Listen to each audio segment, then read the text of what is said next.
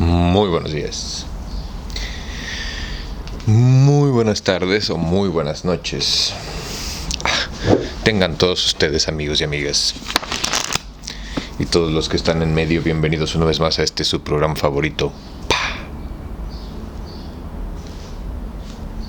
El Círculo de Lectura.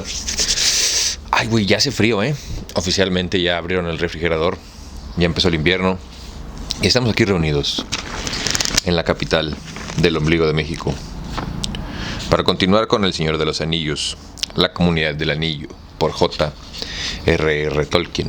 Les doy las gracias a ustedes por venir a este ejercicio de resistencia cultural. Les recuerdo que todo pasa, mira nomás esta cochinada, para que pase lo que tenga que pasar. Y bueno, sin más momentos ni preámbulos estúpidos que no les importan, esto es capítulo número 2 del segundo libro, El Concilio de Elrond. A la mañana siguiente, gracias por venir, Frodo despertó temprano, sintiéndose descansado y bien. Caminó a lo largo de las terrazas que dominaban en las aguas tumultuosas del Bruinen y observó el sol pálido y fresco que se elevaba por encima de las montañas distantes, proyectando unos rayos oblicuos a través de la tenue niebla de plata.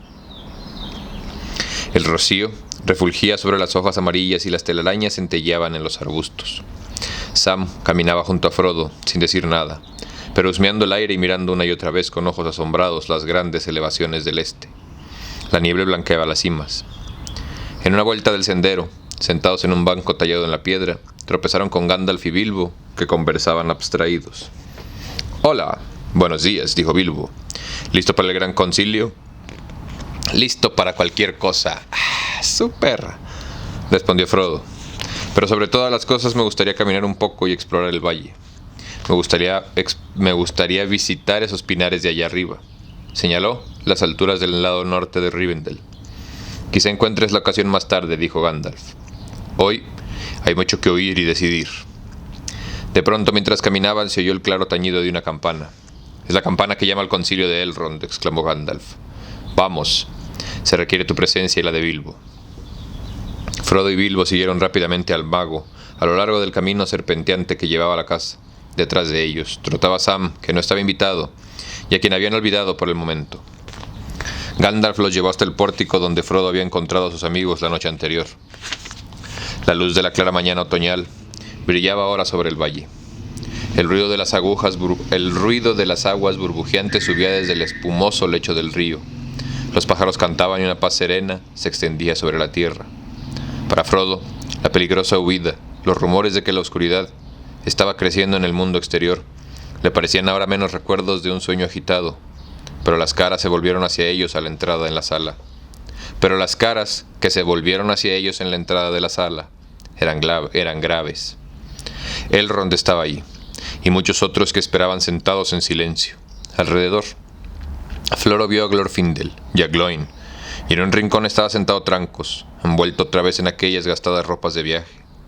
Elrond le indicó a Frodo que se sentara junto a él, y lo presentó a la compañía diciendo: «He aquí, amigos míos, al hobbit Frodo, hijo de Drogo. Pocos han llegado atravesando peligros más grandes o en una misión más urgente». Luego señaló y nombró a todos aquellos que Frodo no conocía aún. Había un enano joven junto a Gloin, su hijo, Gimli. Al lado de Glorfindel se alineaban otros consejeros de la casa de Elrond, de quienes Erestor era el jefe, y junto a él se encontraba Galdor, un elfo de los puertos grises, a quien Círdan, el carpintero de barcos, le había encomendado una misión. Estaba ahí también un elfo extraño, vestido de castaño y verde, Legolas, que traía un mensaje de su padre, Thranduil, el rey de los elfos del bosque negro del norte. Y sentado un poco aparte, había un hombre alto de cara hermosa y noble, cabello oscuro y ojos grises, de mirada orgullosa y seria. Estaba vestido con manto y botas como para un viaje a caballo, y en verdad, aunque las ropas eran ricas y el manto tenía borde de piel, parecía venir de un largo viaje. De una cadena de plata que tenía el cuello colgaba una piedra blanca.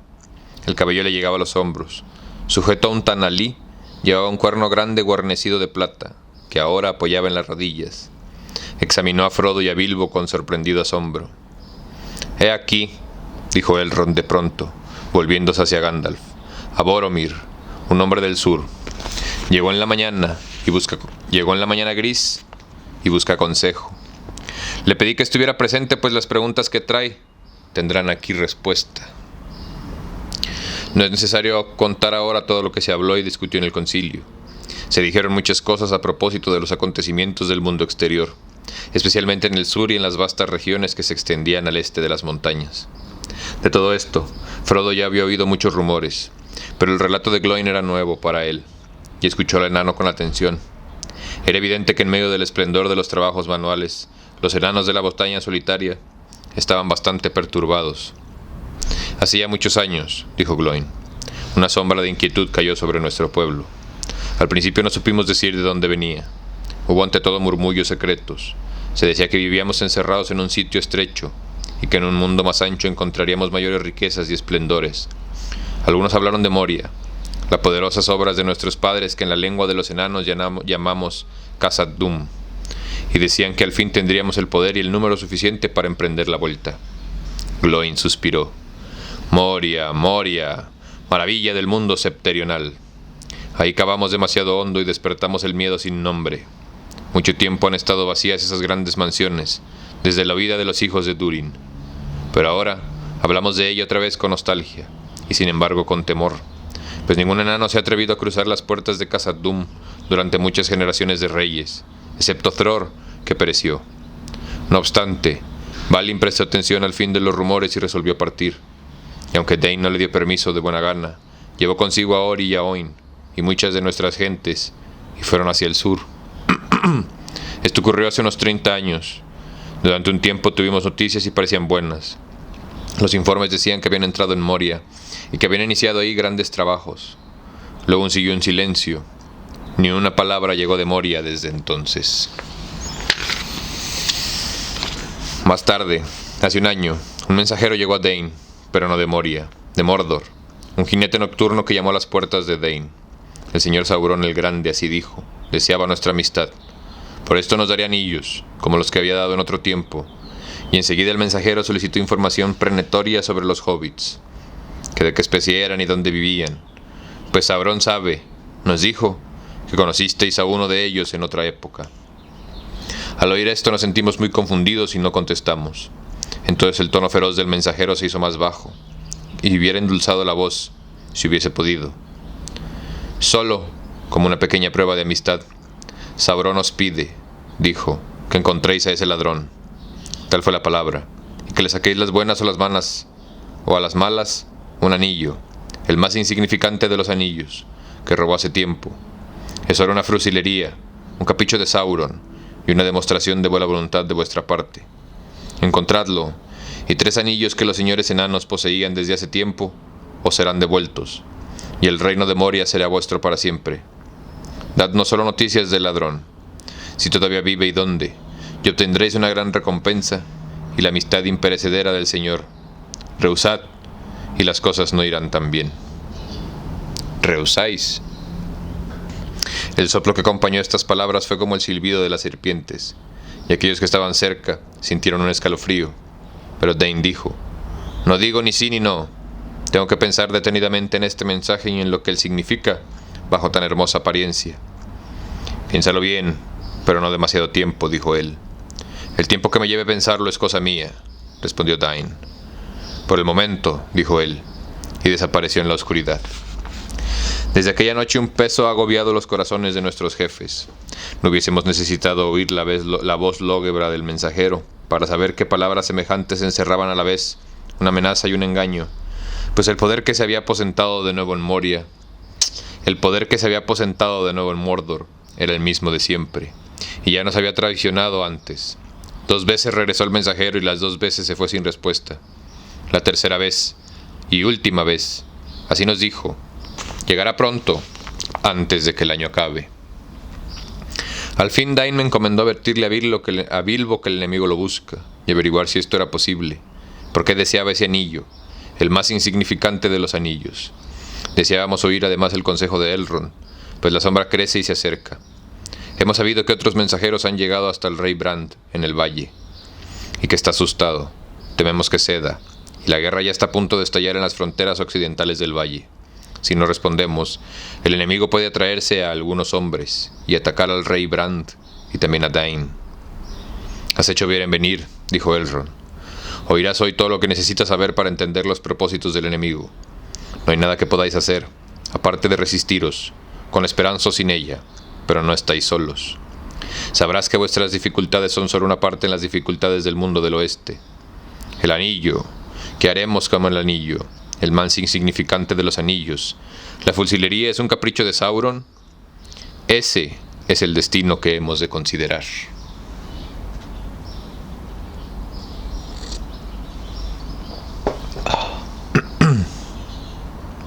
Por este propósito habéis sido llamados. Llamados digo, pero yo no os he llamado. No os he dicho que vengáis a mí, extranjeros de tierras distantes. Habéis venido en un determinado momento y aquí estáis todos juntos. Parecería que por casualidad, pero no es así. Creed en cambio que ha sido ordenado de esta manera. Que nosotros, que estamos sentados aquí y no otras gentes, encontremos cómo responder a los peligros que amenazan al mundo. Hoy, por lo tanto, se hablará claramente de cosas que hasta este momento habían sido ocultas a casi todos, y como principio, y para que todos entiendan de qué peligro se trata, se contará la historia del anillo, desde el comienzo hasta el presente, y yo comenzaré esta historia, aunque otros la terminen. Todos escucharon mientras la voz clara de Elrond hablaba de Sauron y los anillos de poder, y de cuando fueron forjados en la segunda edad del mundo, mucho tiempo atrás. Algunos conocían una parte de la historia, pero nadie del principio al fin, y muchos ojos se volvieron a Elrond con miedo y asombro mientras les hablaba de los herreros elfos de Eregion, y de la amistad que tenían con las gentes de Moria, y de cómo deseaban conocerlo todo, y de cómo esta avidez los hizo caer en manos de Sauron. Pues en aquel tiempo nadie había sido testigo de maldad alguna, de modo que recibieron la ayuda de Sauron, y se hicieron muy hábiles, mientras que él, en tanto, aprendía todos los secretos de la herrería y los engañaba forjando secretamente en la montaña de fuego el anillo único, para dominarlos a todos. Pero Celebrimbor entró en sospechas y escondió los 3 que había fabricado, y hubo guerra, y la tierra fue devastada, y las puertas de Moria se cerraron. Durante todos los años que siguieron, Celebrimbor buscó la pista del anillo. Pero como esa historia se cuenta en otra parte, y Elrond mismo la ha anotado en los archivos de Rivendell, no se la recordará aquí. Es una larga historia, colmada de grandes y terribles aventuras, y aunque Elrond la contó brevemente, el sol subió en el cielo y la mañana ya casi había pasado antes de que él terminara. Habló de Númenor, de la gloria y la caída del reino, y de cómo habían regresado a la Tierra Media los reyes de los hombres, traídos de los abismos del océano en alas de la tempestad. Luego Elendil, el Alto, y sus poderosos hijos, Isildur y Anarion, llegaron a ser grandes señores y fundaron en Arnor el reino del norte, y en Gondor, cerca de las bocas del Anduin, el reino del sur. Pero Sauron, de Mordor, los atacó, y convinieron la última alianza de los hombres, elfos y las huestes de Gil-galad, y Elendil se reunieron en Arnor. En este punto, Elrond hizo una pausa y suspiró. Todavía veo el esplendor de los estandartes, dijo. Me recordaron la gloria de los días antiguos y las huestes de Beleriand. Tantos grandes príncipes y capitanes estaban ahí presentes, y sin embargo, no tantos, no tan hermosos como cuando destruyeron Tangordorim, y los elfos pensaron que el mal había terminado para siempre, lo que no era cierto. ¿Recuerda usted?, dijo Frodo asombrado, pensando en voz alta. Pero yo creía, balbuceó cuando Elrond se volvió a mirarlo. Yo creía que la caída de Gil-galad ocurrió hace muchísimo tiempo. Así es, respondió Elrond gravemente. Pero mi memoria llega aún a los días antiguos. Mi padre fue Earendil, que nació en Gondolin antes de la caída, y mi madre era Elwing, hija de Dior, hijo de Lúthien, de Doriath. He asistido a 3 épocas en el mundo del oeste, y a muchas derrotas, y a muchas estériles victorias. Fui heraldo de Gil-galad y marché con su ejército. Estuve en la batalla de Dagorland frente a la Puerta Negra de Mordor. Con 3 candados. No lo pude evitar. frente a la puerta negra de Mordor, donde llevábamos ventaja, pues nada podría resistirse a la lanza de Gil-galad y a la espada de Elendil, a Iglos y Narsil. Fui testigo del último combate en las laderas del Oronduin, donde murió Gil-galad, y cayó Elendil, y Narsil se le quebró bajo el cuerpo, pero Sauron fue derrotado, e Isildur le sacó el anillo cortándole la mano con la hoja rota de la espada de su padre, y se lo guardó. Oyendo estas palabras, Boromir el extranjero interrumpió a Elrond. «De modo que eso pasó con el anillo», exclamó. «Si alguna vez se oyó esa historia en el sur, hace tiempo que está olvidada. He oído hablar que el gran anillo de aquel a quien no nombramos, pero creíamos que había desaparecido del mundo junto con la destrucción del primer reino. De modo que Isildur se lo guardó. Eso sí que es una noticia». «Ahí sí», dijo Elrond. «Isildur se lo guardó. Y se equivocó. Tendría que haber sido echado al fuego de Oronduin, muy cerca del sitio donde lo forjaron.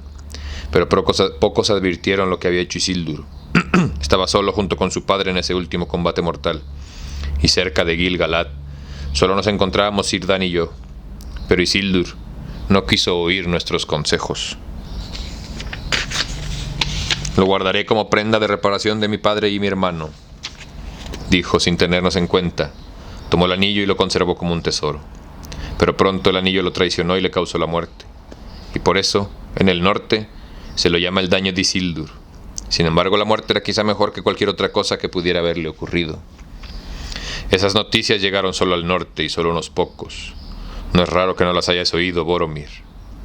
De la ruina de los campos gladios, donde murió Isildur, no volvieron sino 3 hombres, que cruzaron las montañas luego de muchas idas y venidas. Uno de ellos fue Othar, el escudero de Isildur, quien llevaba los trozos de la espada de Elendil y se los trajo a Valandil, heredero de Isildur, quien se había quedado en Rivendell, pues era todavía un niño. Pero Narsil estaba quebrada y ya no echaba luz, y todavía no la habían forjado de nuevo. Dije que la victoria de la última alianza había sido estéril. No del todo, pero no conseguimos lo que esperábamos. Sauron fue debilitado, pero no destruido. El anillo se perdió y no alcanzamos a fundirlo. La torre oscura fue demolida, pero quedaron los cimientos, pues habían sido puestos con el poder del anillo. Mientras haya anillo, nada podrá desenterrarlos.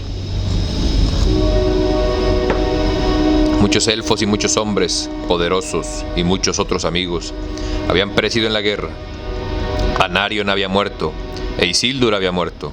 Gil-galad y Elendil no estaban más con nosotros. Nunca jamás habrá otra alianza semejante de elfos y hombres, pues los hombres se multiplican y los primeros nacidos disminuyen. Y las 2 familias están separadas y desde ese día la raza de Númenor ha declinado y ya tiene menos años por delante. En el norte, luego de la guerra y la masacre de los campos gladios, los hombres de los Ternense quedaron muy disminuidos, y la ciudad de Anumnias, a las orillas del lago Evendim, fue un montón de ruinas, y los herenderos de Valandil se mudaron y se aposentaron en Fornost, en las altas quebradas del norte. Y esto es ahora también una región desolada. Los hombres la llaman muro de los muertos, y temen caminar por ahí, pues el pueblo de Arnor decayó, y los enemigos lo devoraron, y el señorío murió dejando solo unos túmulos verdes en las colinas de hierbas. En el sur, el reino de Gondor reinó durante mucho tiempo y acrecentó su esplendor durante una cierta época, recordando de algún modo el poderío de Númenor, antes de la caída. El pueblo de Gondor construyó torres elevadas, plazas fuertes y puertos de muchos barcos, y la corona, alada de los reyes de los hombres, fue reverenciada por gentes de distintas lenguas. La ciudad capital era Osgiliath, ciudadela de las estrellas, que el río atravesaba de parte a parte, y edificaron Minas Ithil, a la torre de la luna, la torre de la luna naciente, al este, con una estribación de la montaña en la sombra, y al oeste, al pie de las montañas blancas, levantaron Minas Anor, la torre del sol poniente. Ahí, en los patios del rey, crecía un árbol blanco, nacido de la semilla del árbol que Isildur había traído cruzando las aguas profundas, y la semilla de ese árbol había venido de Eresea, y antes aún del extremo occidente, en el día anterior a los días en que el mundo era joven. Pero mientras los rápidos años de la Tierra Media iban pasando, la línea de Menedil, hijo de Anarion, se extinguió del todo.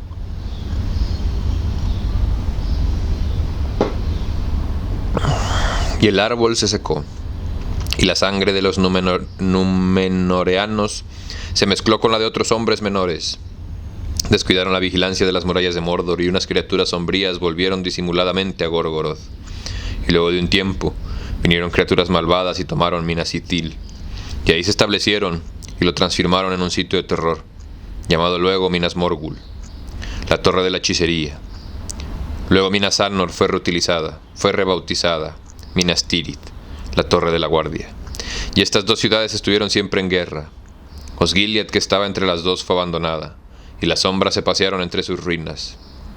Ha sido así durante muchas generaciones, pero los señores de Minas Tirith continúan luchando, desafiando a nuestros enemigos, guardando el pasaje del río, desde Argonath al mar. Y ahora, la parte de la historia que a mí me toca ha llegado a su fin. Pues en los días de Isildur el anillo soberano desapareció y nadie sabía dónde estaba. Y los tres se liberaron del dominio del único, pero en los últimos tiempos se encuentran en peligro una vez más, pues muy a nuestro pesar, el único ha sido descubierto de nuevo. Del descubrimiento del anillo hablarán otros, pues en esto he intervenido poco. Elrond dejó de hablar, y enseguida Boromir se puso de pie alto y orgulloso. Permitidme que ante todo, señor Elrond, comienzo. Os cuente algo más de Gondor, pues vengo en verdad del país de Gondor, y será bueno para todos que se sepa lo que ahí ocurre, pues son pocos, creo, los que conocen nuestra ocupación principal, y no sospechan por lo tanto el peligro que corren si acaso somos vencidos. No creáis que en las tierras de Gondor se ha extinguido la sangre de Númenor, ni que todo el orgullo y la dignidad de aquel pueblo han sido olvidados. Nuestro valor ha contenido a los bárbaros del este, y ha restringido el terror de Morgul, y sólo así han sido aseguradas la paz y la libertad de las tierras, que están detrás de nosotros, el baluarte del oeste. Pero si ellos tomaran los pasos del río, ¿qué ocurriría? Sin embargo, a esta hora, quizá no esté muy lejos, el enemigo, el sin nombre, ha aparecido otra vez. El humo se alza otra vez, una vez más desde el Oronduin, que nosotros llamamos Monte del Destino. El poder de la tierra tenebrosa crece día a día, acosándonos. El enemigo volvió, y nuestra gente tuvo que retirarse de Ithilien, nuestro hermoso dominio al este del río, aunque conservamos ahí una cabeza de puente y un grupo armado. Pero este mismo año, en junio, nos atacaron de pronto, desde Mordor, y nos derrotaron con facilidad. Eran más numerosos que nosotros, pues Mordor se ha aliado a los hombres del este y a los crueles Haradrim. Pero no fue el número lo que nos derrotó. Había ahí un poder que no habíamos sentido antes.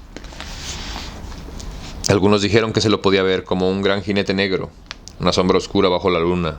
Cada vez que aparecía, una especie de locura se apoderaba de nuestros enemigos. Pero los más audaces de nosotros sentían miedo, de modo que los caballos y los hombres cedían y escapaban. De nuestras fuerzas orientales una parte regresó, destruyendo el único puente que quedaba aún entre las ruinas de Osgiliath. Yo estaba en la compañía que defendió el puente, hasta que lo derrumbamos detrás de nosotros.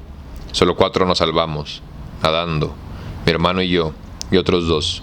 Pero continuamos la lucha defendiendo toda la costa occidental del Anduin. Y quienes buscan refugio detrás de nosotros nos alaban cada vez que alguien nos nombra. Muchas alabanzas y escasa ayuda. Solo los caballeros de Rohan responden a nuestras llamadas. A esta hora nefasta he recorrido muchas leguas peligrosas para llegar a Elrond. He viajado 110 días solo, pero no busco aliados para la guerra. El poder de Elrond es el de la sabiduría y no el de las armas, dicen. He venido a pedir consejo y a descifrar palabras difíciles, pues en la víspera del ataque repentino, mi hermano durmió agitado y tuvo un sueño, que después se le repitió otras noches, y que yo mismo soñé una vez.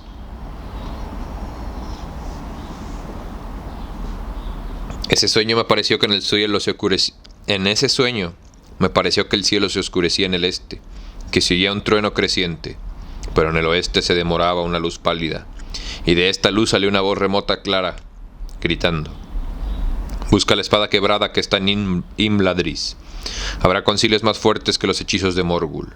Mostrará una señal de que el destino está cerca. El daño de Isildur despertará y se presentará al mediano». No comprendimos mucho estas palabras y consultamos a nuestro padre, Denethor, señor de Minas Tirith, versado en cuestiones de Gondor. Lo único que consistió en decirnos fue que Imladris era desde tiempos remotos el nombre que daban los elfos a un lejano valle del norte, donde vivían Elrond y el medio elfo. Los más grandes maestros del saber. Entonces mi hermano, entendiendo nuestra desesperada necesidad, decidió tener en cuenta el sueño y buscar a Imladris, pero el camino era peligroso e incierto, y yo mismo emprendí el viaje. De mala gana me dio permiso mi padre, y durante largo tiempo he andado por caminos olvidados, buscando la casa de Elrond, de la que muchos habían oído hablar, pero pocos sabían dónde estaba. Y aquí, en casa de Elrond, se te aclararán muchas cosas, dijo Aragorn, poniéndose de pie. Arrojó la espada sobre la mesa, frente a Elrond, y la hoja estaba quebrada en dos. Aquí está la espada rota. ¿Y quién eres tú? ¿Y qué relación tienes con Minas Tirith?, preguntó Boromir, que miraba con asombro las ejecutas facciones del montaraz y el manto estropeado por la vida y la intemperie. Es Aragorn, hijo de Arathorn, dijo Elrond, y a través de muchas generaciones desciende de Isildur, el hijo de Elendil de Minas Tirith. Es el jefe de los Dúnedain del norte, de quienes ya quedan pocos. Entonces te pertenece a ti, y no a mí, exclamó Frodo azorado, incorporándose como si esperara que le pidieran el anillo. No pertenece a ninguno de nosotros, dijo Aragorn, pero ha sido ordenado que tú lo guardes un tiempo. Saca el anillo, Frodo, dijo Gandalf con tono solemne. El momento ha llegado. Muéstralo a todos, y Boromir entenderá el resto del enigma.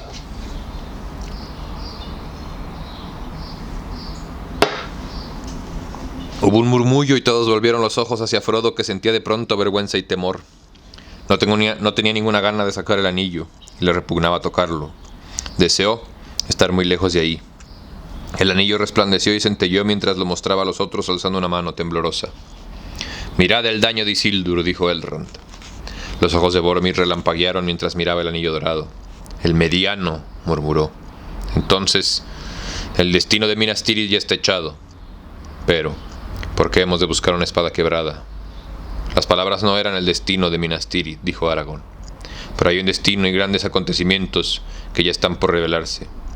Pues la espada rota es la espada de Elendil, que se le quebró debajo del cuerpo al caer, cuando los otros bienes ya se habían perdido. Los herederos continuaron guardando la espada como un tesoro, pues se dice desde hace tiempo entre nosotros que será templada de nuevo cuando reaparezca el anillo, el daño de Isildur. Ahora que has visto la espada que buscabas, ¿qué pedirás? ¿Deseas que la casa de Elendil retorne al país de Gondor?» «No me enviaron a pedir favores, sino a descifrar un enigma», respondió Boromir, orgulloso. «Sin embargo, estamos en un aprieto, y la espada de Elendil sería una ayuda superior a todas nuestras esperanzas, si algo así pudiera volver de las sombras del pasado». Miró de nuevo a Aragorn. Se le veía la duda en los ojos. Frodo sintió que Bilbo se movía a su lado, impaciente. Era evidente que estaba molesto por Aragorn. Incorporándose de pronto, estalló. «No es oro todo lo que reluce, ni toda la gente errante está perdida. A las raíces profundas no llega la escarcha. El viejo vigoroso no se marchita. De la ceniza subirá un fuego, y una luz asomará en las sombras. Y el descoronado será del nuevo rey. Forjarán otra vez la espada rota». «No muy bueno, quizá», continuó Bilbo, «pero apropiado, si necesitas algo más que la palabra de Elrond. Si para oírlo vale la pena hacer un viaje de 110 días, será mejor que escuches». Se sentó con un bufido. «Lo compuse yo mismo», le murmuró a Frodo, «para el Dúnadan, hace ya mucho tiempo, cuando me dijo quién era. Casi desearía que mis aventuras no hubieran terminado, y así yo podría ir con él cuando llegue el día». Aragorn le sonrió y se volvió otra vez a Boromir. Todos necesitamos un amigo como Bilbo, güey. Y si te das cuenta que no hay ningún Bilbo en tu vida, pregúntate si tal vez tú eres Bilbo en la vida de los demás. Aragorn le sonrió y se volvió otra vez a Boromir. «Por mi parte, perdono tus dudas», dijo. «Poco me parezco a esas estatuas majestuosas de Elendil e Isildur, tal como puedes verlas en las salas de Denethor. Soy solo el heredero de Isildur, no Isildur mismo, He tenido una vida larga y difícil, y las leguas que nos separan de Gondor son una parte pequeña en la cuenta de mis viajes. He cruzado muchas montañas y muchos ríos, y he recorrido muchas llanuras hasta las lejanas tierras de Rún y Harad, donde las estrellas son extrañas. Pero mi hogar está en el norte, si es que tengo hogar, pues aquí los herederos de Valandil han vivido siempre, en una línea continua de padres a hijos durante muchas generaciones. Nuestros días se han ensombrecido y somos menos ahora, aunque la espada siempre encontró un nuevo guardián. Y esto te diré, Boromir, antes de concluir. Somos hombres solitarios, los montaraces del desierto, cazadores, pero las presas son siempre los siervos del enemigo, pues a estos se los encuentra en muchas partes, y no solamente en Mordor.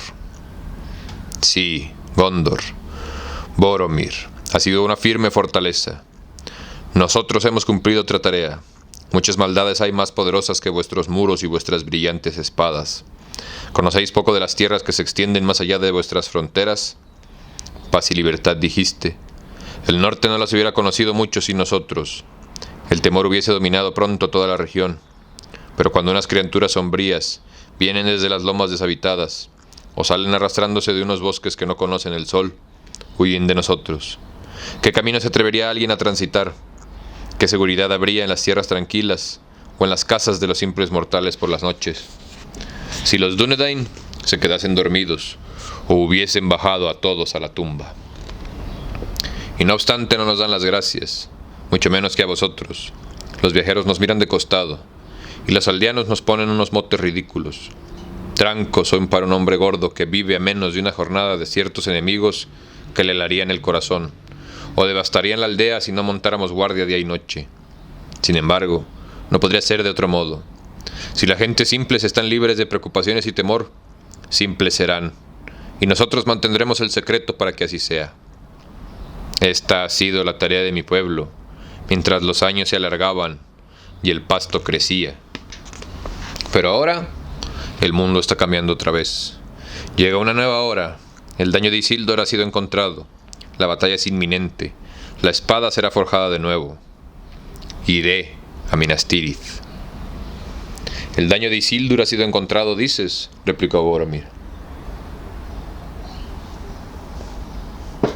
He visto un anillo brillante en la mano del mediano, pero Isildur pereció antes de que comenzara esta edad del mundo, dicen. Como saben los sabios que este anillo es el mismo, y cómo ha sido transmitido a lo largo de los años, hasta el momento en el que es traído aquí, por tan extraño mensajero. Eso se explicará, dijo Elrond. Pero todavía no. Te lo suplico, señor, exclamó Bilbo. El sol ya subió al mediodía y necesito algo que me fortalezca. No te había nombrado, le dijo Elrond sonriendo, pero lo hago ahora. Cuéntanos tu historia y si todavía no la has puesto en verso, puedes contarla en palabras sencillas. Cuanto más breve seas, más pronto tendrás tu refrigerio. Muy bien, dijo Bilbo, seré breve si tú me lo pides, pero contaré ahora la verdadera historia, y si a alguien se le he contado de otro modo, miró de soslayo a Gloin, le ruego que lo olvide y me perdone. Solo desearía probar que el tesoro era de veras mío, en aquellos días, y librarme del nombre del ladrón que algunos me pusieron. Pero quizá yo entienda las cosas un poco mejor ahora. De cualquier modo, esto es lo que ocurrió. Para algunos de los que estaban ahí, la historia de Bilbo era completamente nueva, y escucharon asombrados mientras el viejo hobbit, no de mala gana, volvía a relatar su aventura con Gollum de cabo a rabo. No omitió ninguno de los enigmas. Hubiera hablado también de la fiesta y de cómo había dejado la comarca si se lo hubieran permitido. Pero Elrond alzó la mano.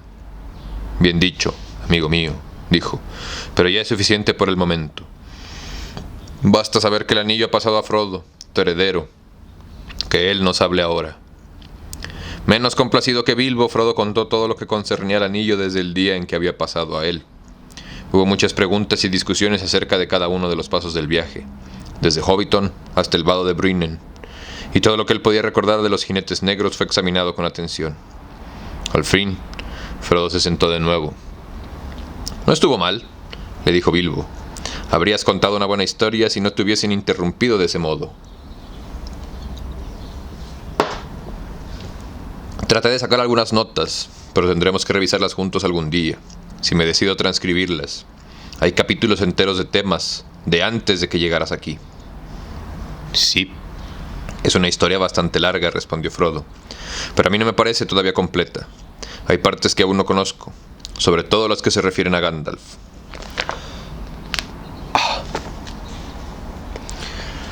Galdor de los Puertos, que estaba sentado, no muy lejos, alcanzó a oírlo. «Hablas también por mí», exclamó, y volviéndose a Elrond le dijo: «Los sabios pueden tener buenas razones para creer que el trofeo del mediano es en verdad el gran anillo largamente discutido, aunque pueda parecer inverosímil a aquellos que saben menos. Pero, ¿no oiremos las pruebas?» Y haré otra pregunta. ¿Qué hay de Saruman?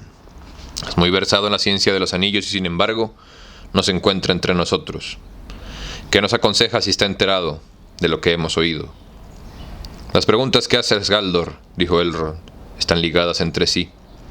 No las he pasado por alto y serán todas contestadas, pero estas cosas tendrá que aclararlas Gandalf mismo. Y lo llamo ahora, en último lugar, pues es el lugar de honor, y en todos estos asuntos ha sido siempre la autoridad. Algunos, Galdor, dijo Gandalf, pensarían que las noticias de Gloin y la persecución de Frodo bastan para probar que el trofeo del mediano es de mucha importancia para el enemigo. Sin embargo, es un anillo. Entonces, los Nazgûl guardan los 9, los 7 han sido tomados o destruidos. Al oír esto, Gloin se sobresaltó, pero no dijo una palabra. Los 3, sabemos qué pasa. ¿Qué es entonces este otro anillo que él tanto desea? Hay en verdad un amplio espacio de tiempo entre el río y la montaña, entre la pérdida y el hallazgo, pero la laguna que había en la ciencia de los sabios ha sido llenada al fin, aunque con demasiada lentitud, pues el enemigo ha estado siempre cerca y cerca, más cerca de lo que yo temía, y quiso la buena ventura que hasta este año, este último verano, parece no averiguar toda la verdad. Algunos aquí recordarán que hace muchos años me atreví a cruzar las puertas del nigromante en Dol Guldur. Examiné secretamente sus costumbres y descubrí que nuestros temores tenían fundamento. El nigromante no era otro que Sauron, nuestro antiguo enemigo, que de nuevo tomaba forma y poder. Algunos recordarán también que Saruman nos disuadió de que emprendiéramos acciones contra él, y por mucho tiempo nos contentamos con vigilarlo. Al fin, mientras la sombra crecía, Saruman fue cediendo, y el concilio se esforzó realmente y consiguió que el mal dejara el bosque negro. Y esto ocurrió el mismo año en que se descubrió el anillo. Rara casualidad, si fue casualidad. Pero ya era demasiado tarde, como Elrond había previsto. Sauron también había estado observándonos y se había preparado para resistir a nuestro ataque, gobernando Mordor desde lejos, por medio de Minas Morgul, donde vivían los 9 sirvientes, hasta que todo estuviese dispuesto. Luego se dio terreno ante nosotros, pero era una huida fingida, y poco después llegó a la Torre Oscura y ahí se manifestó abiertamente. Entonces el concilio se reunió de nuevo, pues ahora sabíamos que estaba buscando el único, aún con mayor avidez. Temimos entonces que supiera algo del anillo que nosotros ignorábamos, pero Saruman dijo no, repitiendo lo que ya nos había dicho antes, que el único nunca aparecería de nuevo en la Tierra Media. En el peor de los casos, nos dijo: el enemigo sabe que nosotros no lo tenemos, y que está todavía perdido. Pero lo que está perdido puede encontrarse, piensa. No temáis, esta esperanza se volverá contra él. No he estudiado seriamente estas cuestiones. Caí en las aguas de Anduin el Grande, y hace tiempo, mientras Sauron dormía, fue río abajo hacia el mar, que se quede ahí hasta el fin.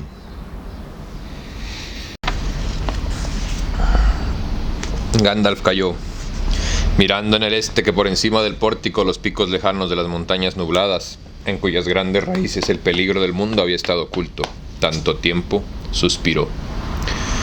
Me equivoqué entonces, dijo. Me dejé acunar por las palabras de Saruman, el sabio. Pero si yo hubiera averiguado antes la verdad, el peligro sería menor. Todos nos equivocamos, dijo Elrond. Y si no hubiese sido por tu vigilancia, quizá las tinieblas ya habrían caído sobre nosotros. Pero continúa.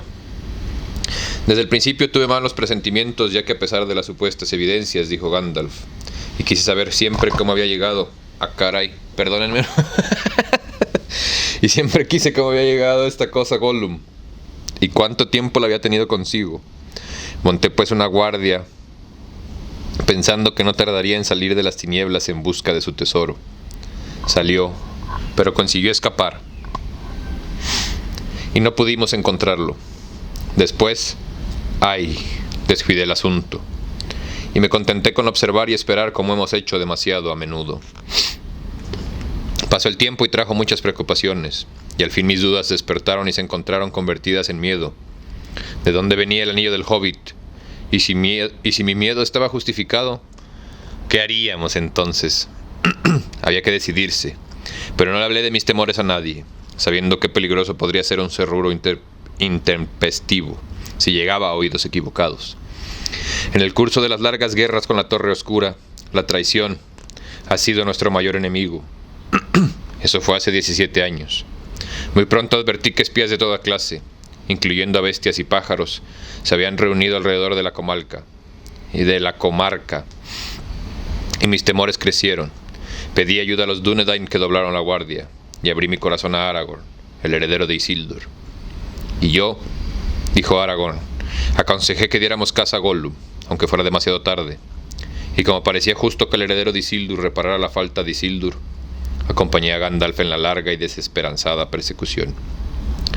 Luego Gandalf contó cómo habían explorado de extremo a extremo las tierras ásperas y hasta las mismas montañas sombrías de la sombra y las defensas de Mordor.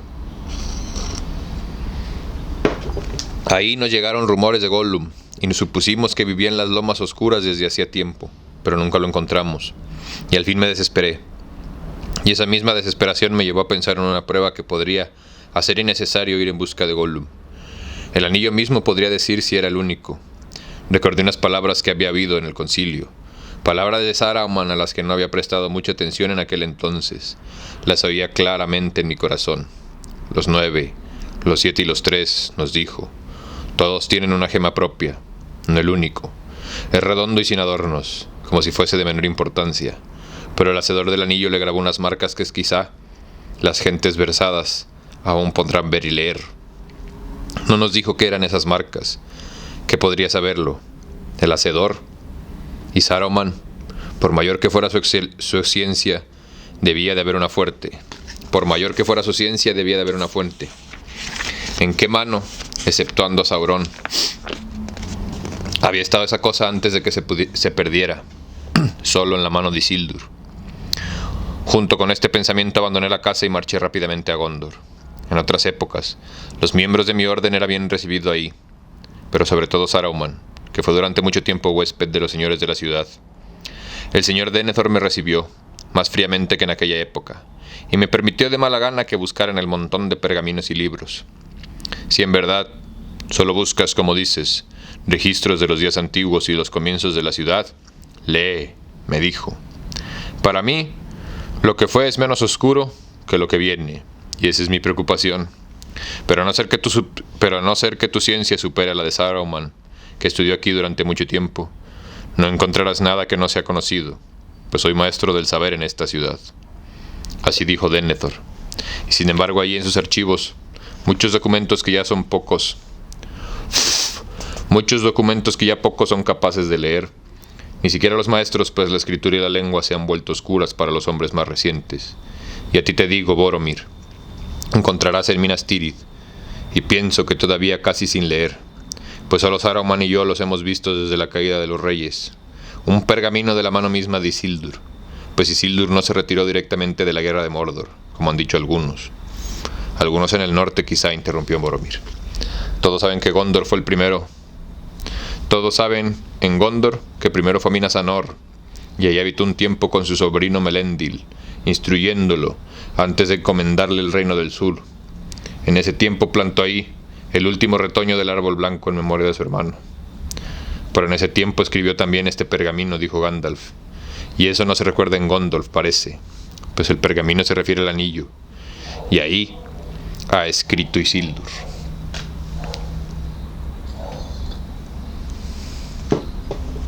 El gran anillo pasará a ser ahora una herencia del reino del norte, pero los documentos sobre él serán dejados en Gondor, donde también viven los herederos de Elendil, para el tiempo en el que el recuerdo de estos importantes asuntos pudiera debilitarse.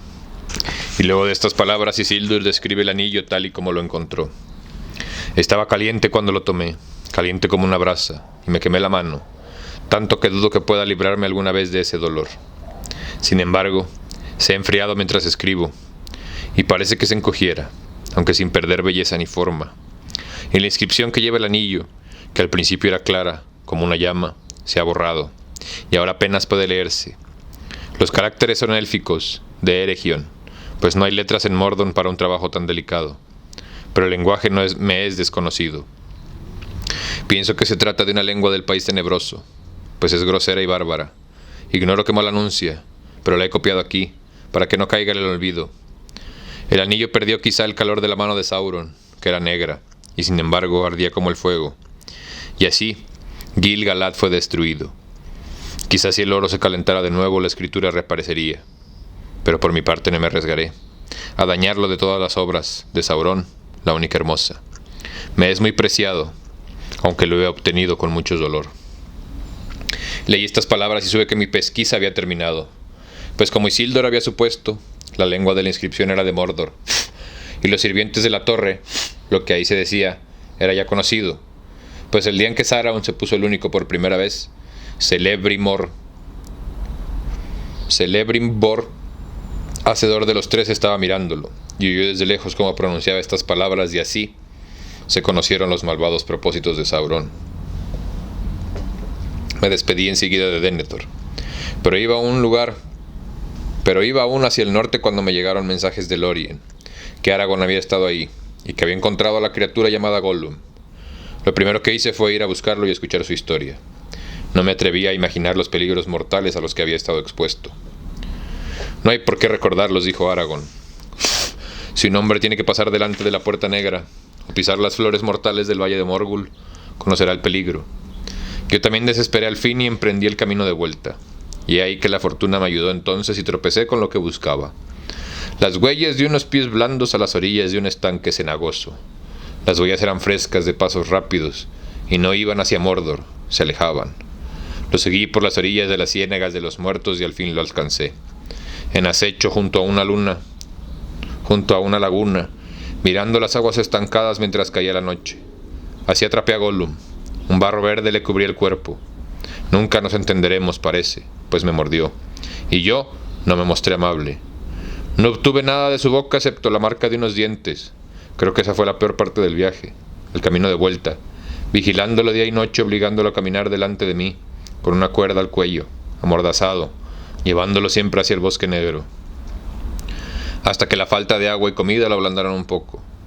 Al fin llegamos ahí, y lo entregué a los elfos, como habíamos convenido. Y me alegró librarme de él, pues gedía. Por mi parte, espero no verlo mal. Pero Gandalf llegó y tuvo con él una larga conversación. Sí, larga y fatigosa, dijo Gandalf, pero no sin provecho. Ante todo, lo que me dijo de la pérdida del anillo concuerda con lo que Bilbo nos ha contado por vez primera abiertamente, aunque esto no importa mucho, pues yo había adivinado la verdad. Pero me enteré entonces de que el anillo de Gollum procedía del río Grande, cerca de los campos gladios, y me enteré también que lo tenía desde hace tiempo, que habían pasado ya varias generaciones de la pequeña especie de Gollum. El poder del anillo le había alargado la vida más allá de lo normal, y solo los grandes anillos tienen ese poder. Y si esto no es prueba suficiente, Galdor, hay otra de la que ya he hablado. En este mismo anillo que habéis entre nosotros, redondo y sin adornos, las letras a las que se refiere Isildur pueden todavía leerse, si uno se atreve a poner al rato, al fuego, esta cosa de oro. Así lo hice yo y he leído: Ashnask, Durbatuluk, Ashnag Gimbatul, Ashnask Trajkatuluk, Bursum Ishi Krimpatul. Está chido su idioma, la neta. Hubo un cambio asombroso en la voz del mago, de pronto amenazadora, poderosa, dura como piedra. Pareció que una sombra pasaba sobre el sol de mediodía, y que el pórtico se oscureció un momento. Todos se estremecieron, y los elfos se taparon los oídos. Nunca jamás he atrevido voz alguna a pronunciar palabras en esa lengua aquí, en Imladris, Gandalf el Gris, dijo Elrond mientras la sombra pasaba y todos respiraban otra vez. Y esperemos que nadie la repita aquí de nuevo, respondió Gandalf. Sin embargo, No pediré disculpas, Elrond. Pues si no queremos que esa lengua se oiga en todos los rincones del oeste, no dudemos de que este anillo es lo que dijeron los sabios, el tesoro del enemigo, cargado de maldad, y en él reside gran parte de esa fuerza que nos amenaza desde hace tiempo, desde los años oscuros. Vienen las palabras que los herreros de Eregion oyeron una vez cuando supieron que habían sido traicionados. Un anillo para gobernarlos a todos, un anillo para encontrarlos, un anillo para traerlos a todos y atarlos en las tinieblas. Sabed también, mis amigos, que aprendí todavía más de Gollum. Se resistía a hablar y su relato no era claro, pero no hay ninguna duda de que estuvo en Mordor y de que ahí le sacaron todo lo que sabía, de modo que el enemigo sabe que el único fue encontrado, y que desde hace tiempo está en la comarca. Y como sus sirvientes lo han perseguido casi hasta estas puertas, pronto sabrá, quizá ya sabe, ahora mismo, que lo tenemos aquí. Todos callaron un rato, hasta que al fin Boromir habló. Una criatura pequeña es este Gollum, dijiste, pequeña pero muy dañina. ¿Qué se hizo de él? ¿Qué destino le reservaste? Lo tenemos encarcelado, dijo Gandalf, pero nada más. Ah, no, lo tenemos encarcelado, pero nada más, dijo Aragorn. Ha sufrido mucho. No hay duda de que fue atormentado y el miedo a Sauron es un peso que le oscurece el corazón. Sin embargo, soy el primero en alegrarse de que esté al cuidado de los elfos del Bosque Negro. La malicia de Gollum es grande, y le da una fuerza difícil de creer en alguien tan flaco y maciliento. Podría hacer aún muchas maldades si estuviese libre. Y no dudo de que le permitieron salir de Mordor con alguna misión funesta. ¡Ay, ay!, gritó Legolas, y el hermoso rostro élfico mostraba una gran inquietud. Las noticias que me ordenaron traer tienen que ser dichas ahora. No son buenas, pero solo he llegado a entender que malas pueden ser para vosotros. Sméagol, ahora llamado Gollum, ha escapado. ¿Escapado?, gritó Aragorn. Malas noticias en verdad. Todos lo lamentamos amargamente, me temo. ¿Cómo es posible que la gente del Thranduil haya fracasado de este modo? No por falta de vigilancia, dijo Legolas, pero quizá por exceso de bondad. Y tememos que el prisionero haya recibido ayuda de otros, y que estén enterados de nuestros movimientos más de lo que desearíamos. Vigilábamos esta criatura día y noche, como pidió Gandalf, aunque la tarea era de veras fatigosa. Pero según Gandalf había alguna posibilidad de que Gollum llegara a curarse, y no nos pareció bien tenerlo encerrado todo el tiempo en un calabozo subterráneo, donde recaía en pensamientos negros de siempre. «Fuisteis menos tiernos conmigo», dijo Gloin, con un relámpago en los ojos recordando días lejanos, cuando lo habían tenido encerrado en los sótanos de los reyes elfos. «Un momento», dijo Gandalf, «te ruego que no interrumpas, mi buen Gloin. Aquello fue un lamentable malentendido, ya aclarado hace tiempo. Si hemos de discutir aquí todos los pleitos entre elfos y enanos, será mejor que suspendamos el concilio». Gloin se puso de pie e hizo una reverencia, y luego Legolas continuó. En los días de buen tiempo llevábamos a Gollum a los bosques, y allí había un árbol alto, muy separado de los otros al que le gustaba subir. A menudo le permitíamos que trepara las ramas más elevadas donde el viento soplaba libremente, pero montábamos guardia al pie. Un día se negó a bajar. Los guardias no tuvieron ganas de ir a buscarlo. Gollum había aprendido a sostenerse con los pies tanto con las manos. Los guardias se quedaron junto al árbol muy entrada la noche. Esa misma noche de verano, a la sazón sin luna ni estrellas, los orcos cayeron de pronto sobre nosotros. Los rechazamos al cabo de un tiempo. Eran muchos y feroces, pero venían de las montañas y no estaban acostumbrados a los bosques. Cuando la lucha terminó, descubrimos que Gollum había desaparecido, y que habían matado o apresado a los guardias. Nos pareció evidente entonces que el propósito del ataque había sido liberar a Gollum, y que él lo sabía de antemano. Como esto había sido posible, no pudimos entenderlo. Pero Gollum es astuto y los espías del enemigo numerosos. Las criaturas tenebrosas que fueron ahuyentadas el año de la caída del dragón han vuelto en mayor número, y el Bosque Negro es de nuevo un sitio nefasto, fuera de los límites del reino. No hemos podido recapturar a Gollum. Le seguimos las huellas, entre las de muchos orcos, y vimos que se internaban profundamente en el bosque hacia el sur. Pero poco después las perdimos, y no nos atrevimos a continuar la caza, pues ya estábamos muy cerca de Dol Guldur, que es todavía un sitio maléfico y que evitamos siempre. Bueno, se ha ido, dijo Gandalf. No teníamos tiempo de buscarlo otra vez. Que haga lo que quiera, pero todavía puede desempeñar un papel que ni él ni Sauron han previsto. Y ahora responderé otras preguntas de Galdor.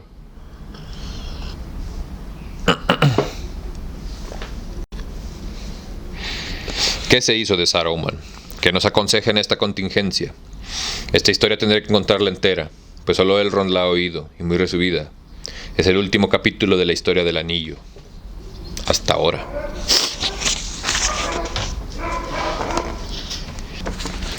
A fines de junio yo estaba en la comarca, pero una nube de ansiedad me ensombrecía la mente, y fui cabalgando hacia las fronteras del sur. Tenía el presentimiento de un peligro todavía oculto, pero cada vez más cercano. Ahí me llegaron noticias de la guerra y derrota en Gondor. Y cuando me hablaron de la sombra negra, se me heló el corazón. Pero no encontré nada excepto de unos pocos fugitivos del sur. Sin embargo, me pareció que había en ellos un miedo del que no quería hablar. Me moví entonces al este y al norte y fui a lo largo del camino verde. Y no lejos de Bree tropecé con un viajero que estaba sentado en el terraplén, a orillas del camino, mientras el caballo pasía ahí cerca. Era Radagast el Pardo, que en un tiempo vivió en Rosgobel, cerca del Bosque Negro. Pertenece a mi orden, pero no lo veía desde hace un año.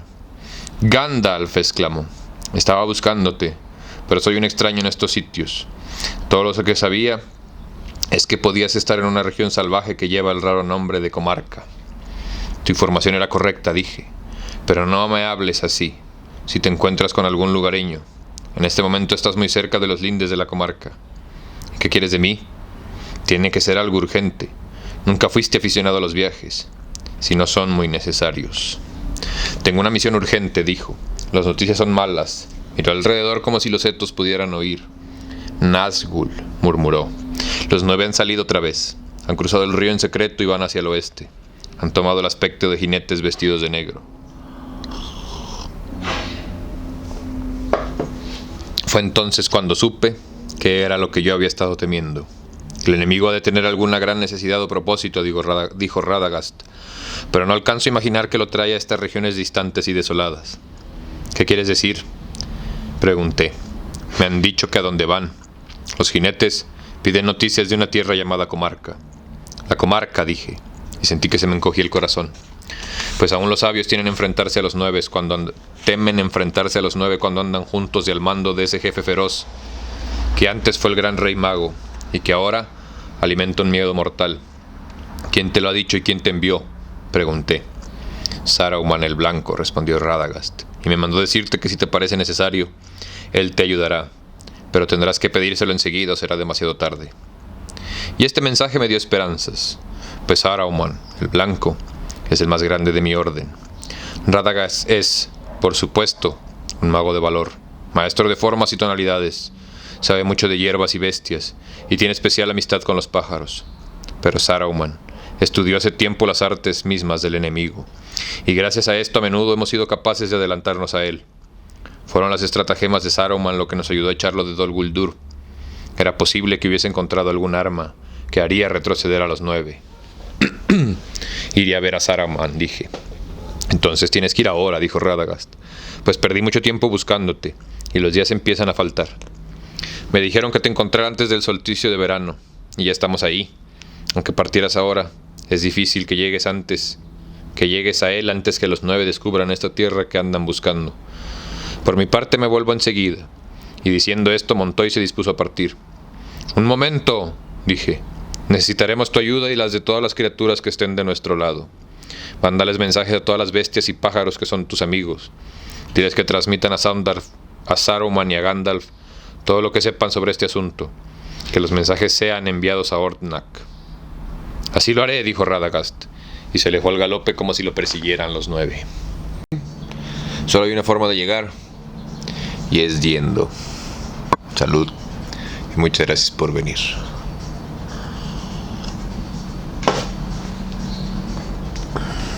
No pude seguirlo en ese momento. Yo había viajado mucho ese día, y me sentía tan cansado como el caballo y tenía que pensar algunas cosas. Pasé la noche en Bree, y decidí que no tenía tiempo de regresar a la comarca. Nunca cometí mayor error. No obstante, le escribí una nota a Frodo, y le pedí a mi amigo el posadero que se le enviase. Me alejé a caballo al amanecer y al cabo de una larga marcha, llegué a la morada de Saruman. Esa se encuentra lejos en el sur, en Isengard, donde terminan las montañas nubladas. no lejos del paso de Rohan. Y Boromir os dirá que se trata de un gran valle abierto entre las montañas nubladas. Perdón, me pica la garganta hoy un poco, lo siento. No hay nada que pueda hacer. Esta se encuentra muy lejos en el sur, en Isengard, donde terminan las montañas nubladas, no lejos del paso de Rohan. Y Boromir os dirá que se trata de un gran valle abierto entre las montañas nubladas y las estribaciones septentrionales de Eret Nimrais y las montañas blancas de su país. Pero Isengard es un círculo de rocas desnudas que rodea un valle, como un muro, y en medio de ese valle hay una torre de piedra llamada Ortnak. No fue edificada por Saruman, sino por los hombres de Númenor, en otra época, y es muy elevada, y tiene muchos secretos. Sin embargo, no parece ser obra de verdaderos artesanos. Para llegar a ella hay que atravesar necesariamente el círculo de Isengard, y en este círculo hay solo una puerta.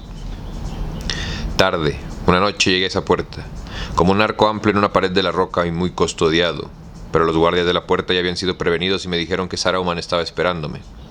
Pasé a caballo bajo el arco, y la puerta se cerró en silencio a mis espaldas, y de pronto tuve miedo, aunque no supe por qué.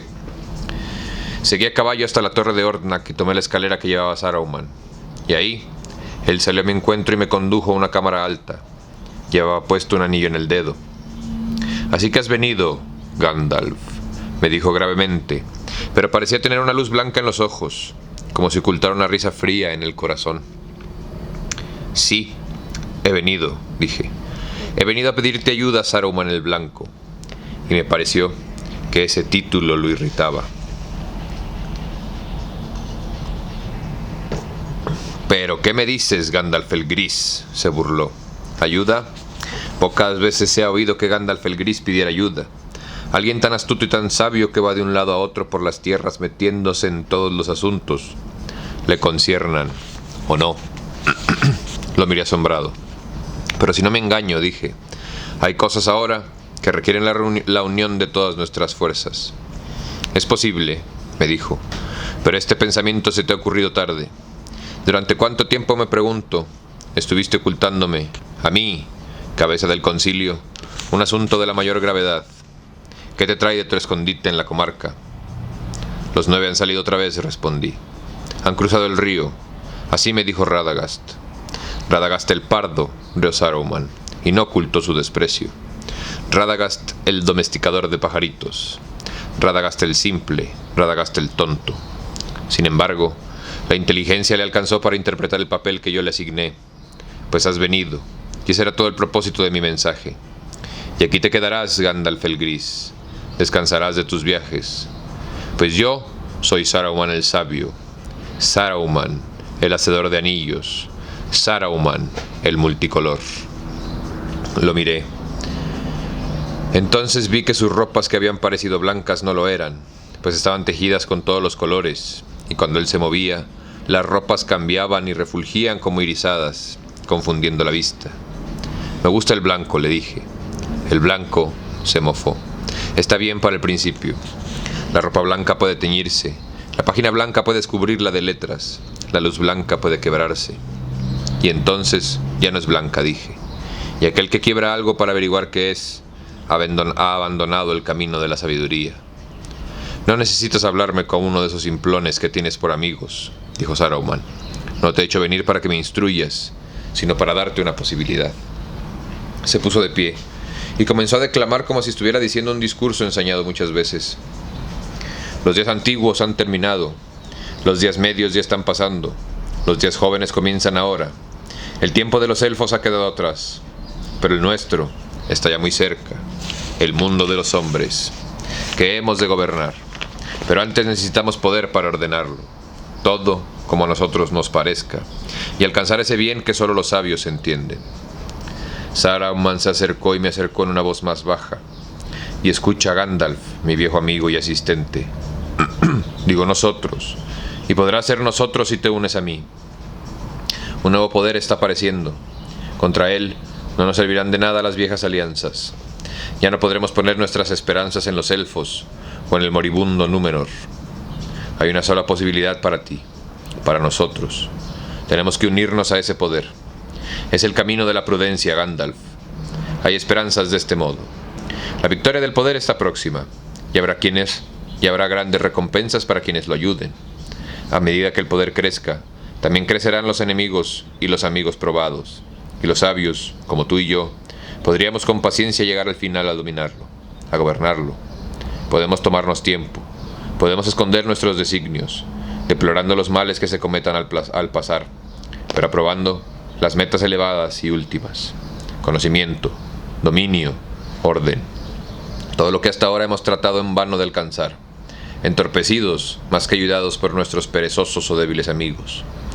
No tiene por qué haber, no habrá ningún cambio real en nuestros designios, solo en nuestros medios.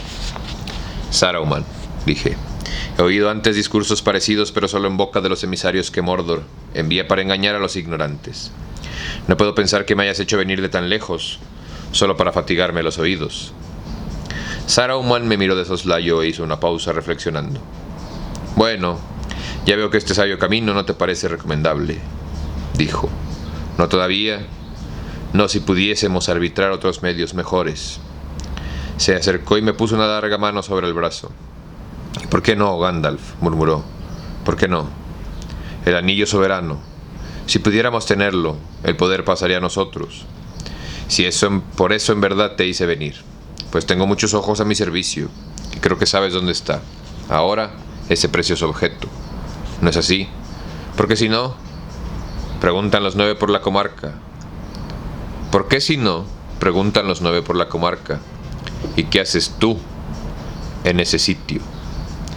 Y mientras esto decía, una codicia que no pudo ocultar le brilló de pronto en los ojos. Saruman, le dije apartándome de él, solo una mano por vez puede llevar el único, como tú sabes, de modo que no te molestes en decir nosotros, porque no te lo daré. No, ni siquiera te daré noticias de él. Ahora que sé que lo piensas, eras jefe del concilio, pero al fin te sacaste la máscara. Bueno, las posibilidades son, parece, someterme a Sauron o a ti. No me interesa ninguna de las dos. ¿No tienes otra cosa que ofrecerme?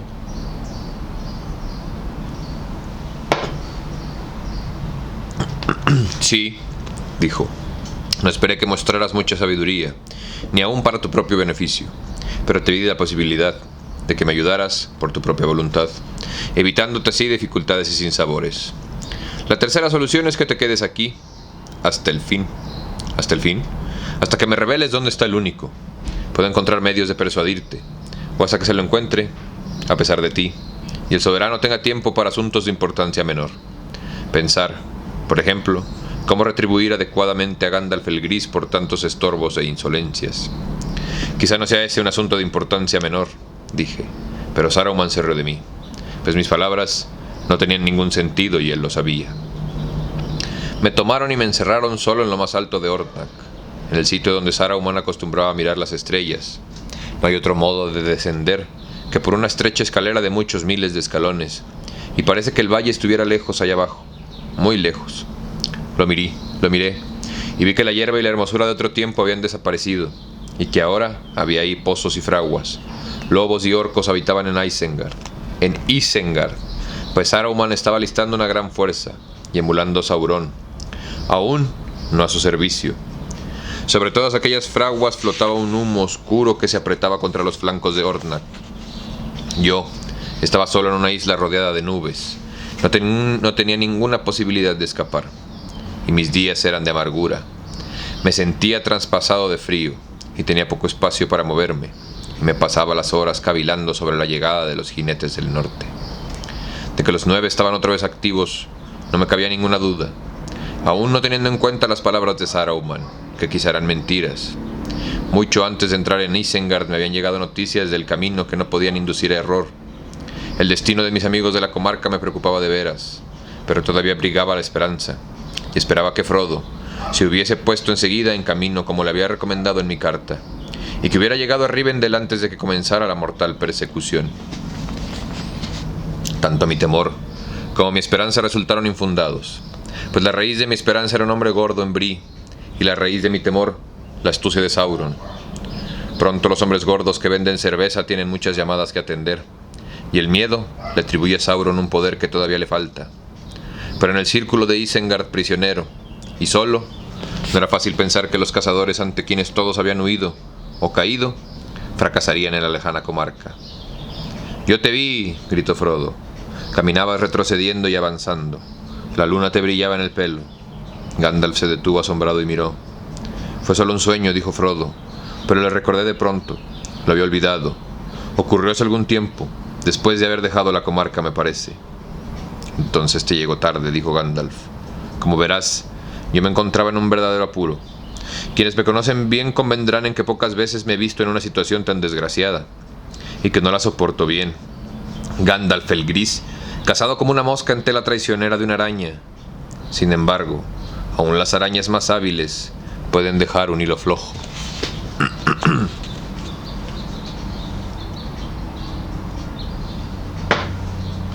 Temí, al principio, como Saruman sin duda se había propuesto, que Radagast hubiese sucumbido también.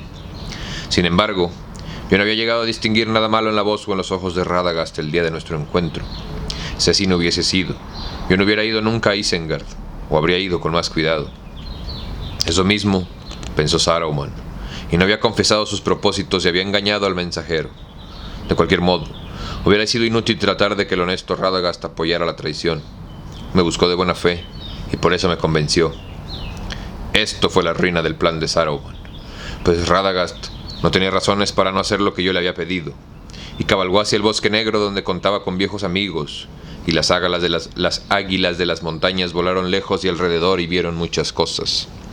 La concentración de lobos y el alistamiento de orcos y los 9 jinetes que iban de acá para allá por las tierras. Oyeron rumores de la huida de Gollum y enviaron un mensajero para que me llevara esas noticias. Así ocurrió que una noche de luna, ya terminando el verano, Gwaihir, Gwaihir, no sé cómo pronunciarlo, así que Gwaihir, el señor de los vientos, la más rápida de las grandes águilas, llegó de pronto a Orthanc. Me encontró de pie en la cima de la torre. Le hablé entonces y me llevó por los aires antes de que Saruman se diera cuenta. Y yo ya estaba lejos cuando los lobos y los orcos salieron por las puertas de Isengard en mi persecución. «¿Hasta dónde puede llevarme?», le pregunté a Gwaihir. «Muchas leguas», me dijo, «pero no hasta el fin de la tierra. Me enviaron a llevar noticias y no cargas». «Entonces tendré que conseguir un caballo en tierra», dije, «y un caballo de veras rápido, pues nunca en mi vida tuve tanta prisa». «Si es así, te llevaré a Edoras, donde reside el señor de Rohan», me dijo, «pues no está muy lejos». Me alegré, pues en la marca de los jinetes de Rohan habitan los Rohirrim, los señores de los caballos, y no hay caballos como aquellos que se crían en el valle, entre las montañas nubladas y las montañas blancas. «Podemos confiar aún en los hombres de Rohan, ¿tú crees?», le dije a Gwaihir, pues la traición de Saruman había debilitado mi confianza. «Pagan un tributo de caballos», me respondió, «y todos los años mandan muchos a Mordor, o así se dice, pero no han caído aún bajo el yugo. Pero si Saruman se ha vuelto malo, como dices, la ruina de esta gente no podrá tardar mucho».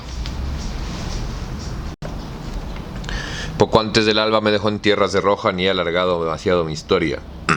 El resto tendrá que ser más breve. En Rohan descubrí que el mal ya estaba trabajando. Las mentiras de Saruman y el rey no quiso prestar atención a mis advertencias. Me invitó a que tomara un caballo y me fuera, y elegí uno muy a mi gusto, pero poco al suyo. Tomé el mejor caballo de aquellas tierras y nunca he visto nada que se le parezca. «Entonces tiene que ser una bestia muy noble», dijo Aragorn. «Y saber que Sauron recibe tales tributos me entristece más que muchas otras noticias que pudieran parecer peores. No era así cuando estuve por última vez en esa tierra». «Ni lo es ahora, lo juraría», dijo Boromir. «Es una mentira que viene del enemigo. Conozco a los hombres de Rohan, sinceros y valientes, nuestros aliados. Aún viven en las tierras que les dimos hace mucho tiempo. La sombra de Mordor se extiende sobre paisajes lejanos». «Sobre países lejanos», respondió Aragorn. «Saruman ha caído bajo esa sombra. Rohan está sitiada. Quién sabe lo que encontrarás ahí si vuelves alguna vez». «Por lo menos no creo que regalen caballos para salvar la vida», dijo Boromir. «Aman tanto a sus caballos como a sus familias, y no sin razón, pues los caballos de la marca de los jinetes vienen de los campos del norte, lejos de la sombra, y la raza de estos animales, como la de los amos, se remota a los días libres de antaño». «Muy cierto», dijo Gandalf, «y hay uno entre ellos que debe de haber nacido en la mañana del mundo. Los caballos de los 9 no podrán competir con él. Incansable, rápido como el soplo del viento. Sombra gris lo llaman. Durante el día el pelo le reluce como plata, y de noche es como una sombra, y pasa inadvertido. Tiene el paso leve. Nunca un hombre lo había montado antes, pero yo lo tomé y lo domé, y me llevó tan rápidamente que yo ya había llegado a la comarca cuando Frodo estaba aún en las quebradas túmulos, aunque salí de Rohan cuando él dejaba Hobbiton. Pero el miedo crecía en mí mientras cabalgaba. A medida que iba hacia el norte me llegaban noticias de los jinetes, y aunque les ganaba terreno día a día, siempre estaban delante de mí. Habían dividido las fuerzas. Supe, algunas se quedaron en las fronteras del este, no lejos del Camino Verde, y otras invadieron la comarca desde el sur. Llegué a Hobbiton y Frodo ya había partido, pero cambié unas palabras con el viejo Gamgee, demasiadas palabras y pocas pertinentes. Tenía mucho que decirme de los defectos que afligían a los nuevos propietarios de Bolsón Cerrado. No soporto los cambios, dijo, no a mi edad, y menos aún los cambios para peor. Cambios para peor, repitió varias veces. Peor es fea palabra, le contesté, y espero que no vivas para verlo. Pero entre toda esa charla alcancé a oír que Frodo había dejado Hobbiton una semana antes, y también que un jinete negro había visitado la loma esa misma noche. Me alejé al galope, asustado. Llegué a los gamos y me encontré alborotado, activo como un hormiguero,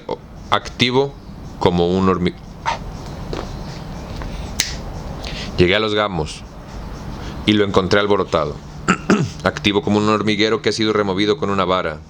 Fui a Crícaba y la casa estaba abierta y vacía, pero en el umbral encontré una capa que había sido de Frodo. Entonces y por un tiempo perdí toda esperanza. No me quedé a recoger noticias que me hubiesen aliviado, y corrí tras las huellas de los jinetes. Eran difíciles de seguir, pues se separaban en muchas direcciones y al fin me desorienté. Me pareció que uno o dos habían ido hacia Bree, y allá fui yo también, pues me habían ocurrido unas palabras que quería decirle al posadero. Mantecona lo llaman, pensé. Si es culpable de esta demora, le derretiré toda la manteca asándolo a fuego lento a ese viejo tonto. Él no esperaba menos, pues cuando me vio cayó redondo al suelo y comenzó a derretirse ahí mismo. ¿Qué le hiciste?, gritó el Frodo alarmado. Fue realmente muy amable con nosotros e hizo todo lo que pudo. Gandalf rió. No temas, dijo, no muerdo, y ladré pocas veces. Tan contento como estaba yo con las noticias que le saqué cuando se le fueron los temblores, que abracé al buen hombre. Yo no entendía cómo habían pasado las cosas, pero supe que habías estado en Bree en la noche anterior, y que esa misma mañana habías partido con Trancos. ¡Trancos!, dije con un grito de alegría. Sí, señor. Temo que sí, señor, dijo Mantecona, malentendiéndome. No pude impedir que se acercara a ellos y ellos fueron con él. Actuaron de un modo muy raro todo el tiempo que estuvieron aquí. Tercos, diría yo. ¡Asno! ¡Tonto! 3 veces digno y querido Cebadilla, dije. Son las mejores noticias que he tenido desde el sol. Son las mejores noticias que he tenido desde el solsticio de verano. Valen por lo menos una pieza de oro. Que tu cerveza se beneficie con un encantamiento de excelencia insuperable durante 7 años, dije. Ahora puedo tomarme una noche de descanso. La primera, desde no sé cuánto tiempo. De modo que pasé ahí la noche, preguntándome qué habría sido de los jinetes. En Bree no se habían visto sino 2 o 3 parecía. Aunque esa noche oímos más. 5 por lo menos llegaron del oeste y echaron abajo las puertas y atravesaron Bree como un viento que aúlla. Y las gentes de Bree no han dejado de temblar y están esperando el fin del mundo. Me levanté antes del amanecer y fui tras ellos. No estoy seguro, pero yo diría que fue esto lo que ocurrió. El capitán de los jinetes permaneció en secreto al sur de Bree, mientras 2 de ellos cruzaban la aldea y 4 más invadían la comarca. Pero luego de haber fracasado en Bree y Crícaba, llevaron las noticias al capitán, descuidando un rato la vigilancia del camino, donde solo quedaron los espías. Entonces el capitán mandó a algunos hacia el este, cruzando la región en línea recta, y el resto fueron a galope a lo largo del camino, furiosos. Corrí hacia la cima de los vientos y llegué ahí antes de la caída del sol en mi segunda jornada desde Bree. Ellos ya estaban ahí. Se retiraron enseguida, pues sintieron la llegada de mi cólera y no se atrevían a enfrentarla mientras el sol estuviese en el cielo. Pero durante la noche cerraron el cerco. Me sitiaron en la cima de la montaña, en el antiguo anillo de Amonsul. Fue difícil para mí en verdad. Una luz y una llama semejantes no se habían visto en la cima de los vientos desde las hogueras de las guerras de otra época. Al amanecer, escapé deprisa hacia el norte. No podía hacer otra cosa. Era imposible encontrarte en el desierto, Frodo, y hubiese sido una locura intentarlo con los 9 pisándome los talones. De modo que tenía que confiar en Aragorn. Yo esperaba desviar a algunos de ellos y llegar a Rivendell antes que tú y enviar ayuda. 4 jinetes vinieron detrás de mí, pero se volvieron al cabo de un rato. Me pareció que iban hacia el vado. Esto ayudó un poco, pues eran 5, no 9, cuando atacaron tu campamento.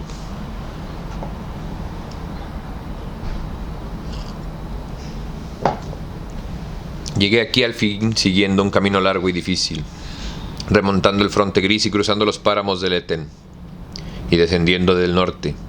Tardé casi 15 días desde la cima de los vientos, pues no es posible cabalgar entre las rocas de las colinas de los trolls. Y despedí a Sombra Gris. Lo envié de vuelta a su amo, pero una gran amistad ha nacido entre nosotros, y si lo necesito vendrá mi llamada. Y así sucedió que llegué a Rivendell, solo 3 días antes de que el anillo y las noticias del peligro que corría ya se conocían aquí, lo que era buena señal. Y esto, Frodo, es el fin de mi relato. Que Elrond y los demás me perdonen que haya sido tan extenso, pero esto nunca había ocurrido antes, que Gandalf faltara a una cita y no cumpliera lo prometido. Había que dar cuenta de un suceso tan raro al portador del anillo, me parece. Bueno, la historia ya ha sido contada del principio a fin. Hemos aquí reunidos, y aquí el anillo, pero no estamos más cerca que antes de nuestro propio propósito. ¿Qué haremos? Hubo un silencio. Luego Elrond habló otra vez. Las noticias que conciernen a Saruman son graves, dijo, pues confiamos en él, y está muy enterado de lo que pasa en los concilios. Es peligroso estudiar demasiado a fondo las artes del enemigo, para bien o para mal. Mas tales caídas y traiciones han ocurrido antes. De los relatos que hemos oído, el de Frodo me parece el más raro.